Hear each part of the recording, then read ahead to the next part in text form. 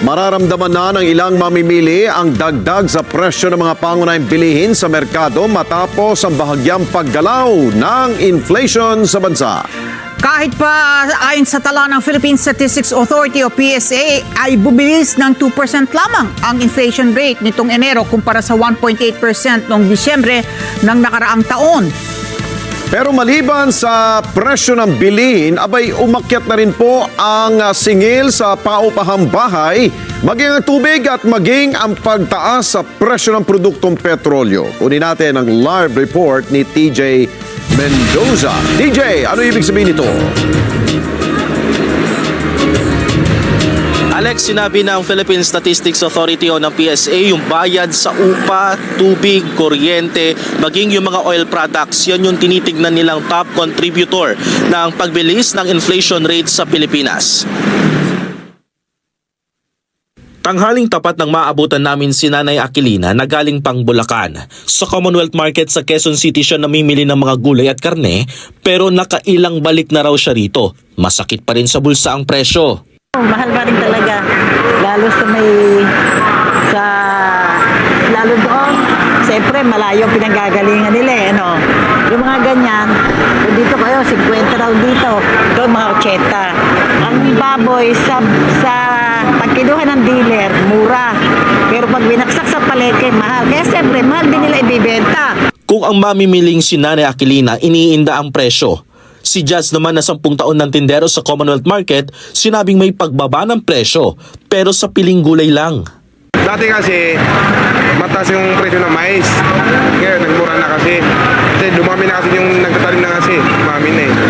Ang presyo dati, 1 kilo, 80. Ngayon, bumaba na, naging 50 sa kilo na.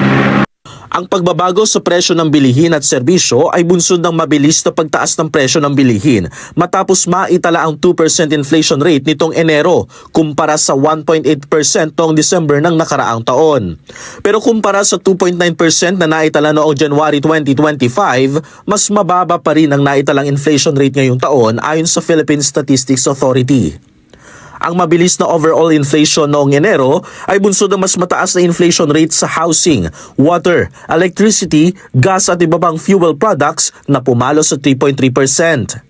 Malaki ang actual rentals paid by tenants for their main residence. Ito ay nasa 12.81% of the total weights ng CPI.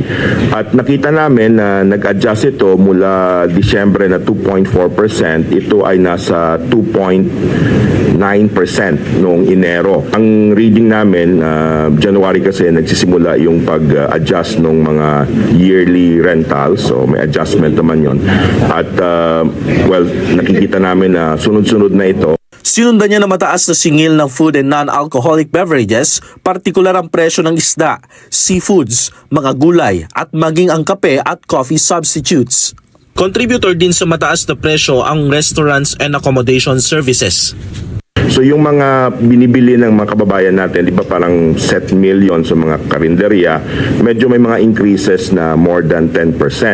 Ang nakikita namin, of course, tumataas kasi yung raw material din, lalo na yung karne ng baboy. Tumataas din yung mga energy, kasi syempre ginagamit mo yung electricity, maybe renta, kasi yung renta sa place, tumaas din, plus maybe yung wages. Naitala naman ng PSA ang pagbagal ng pagtaas na presyo ng mais, karne, partikular na ang karneng baboy, isda, kagaya ng bangus, oils and fats, maging ang sibuyas. Sa kabuuang tala ng PSA sa National Capital Region, nakapagtala sila ng 1.9% inflation rate na mas mababa sa national level na 2%. At ang pangunahin sa nagpababa naman raw sa inflation rate sa Metro Manila ay ang presyo ng upa at ang water supply. While the inflation rate national ay tumaas, yung inflation rate ng National Capital Region bumaba actually. Ang tumaas talaga ay yung areas outside the National Capital Region.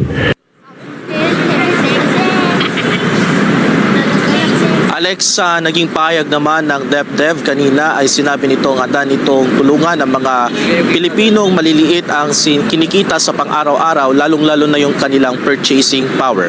Alex. Okay, TJ, bukod sa mga inilahad ng PSA, yung mga contributors, yung mga dahilan kung bakit biglang bumilis ang ating inflation, dahil mga nababanggit ni National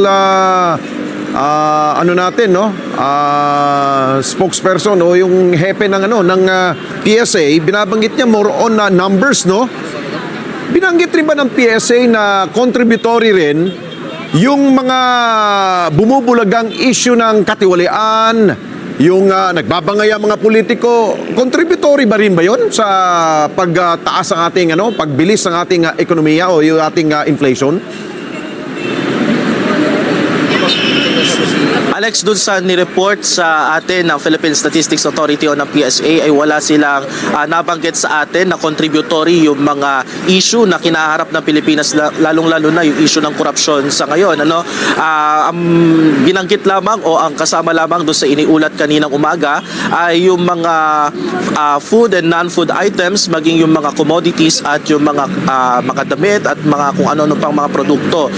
Sinubukan din nating tanungin sana kung contributory din ba yung nag-aaway-away na politiko dito sa Pilipinas ngayon, ay wala naman silang nabanggit ukol riyan, Alex. Ayun, siguro yung mga numerong meron ng PSA, maaring ibibigay nila yan sa DepEd, no? O yung sa opisina ng NEDA para at least mapag-aralan. Dahil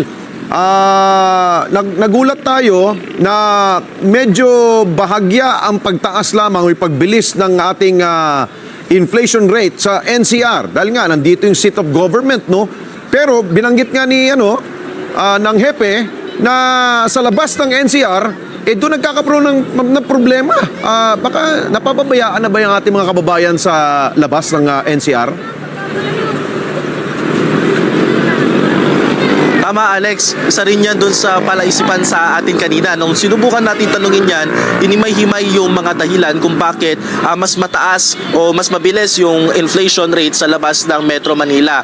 Isa dun sa contributory nga raw doon, Alex, ay yung pagtaas din talaga ng kuryente at tubig. Kapag sa computation kasi nila, Alex, kapag isinama yung tubig at kuryente, yung mga presyo ng mga yun sa labas ng or outside Metro Manila ay tumataas yung inflation rate na kanila na itatala, Alex. Okay, maraming salamat sa iyo, TJ Mendoza. Mata natin dyan sa PSA.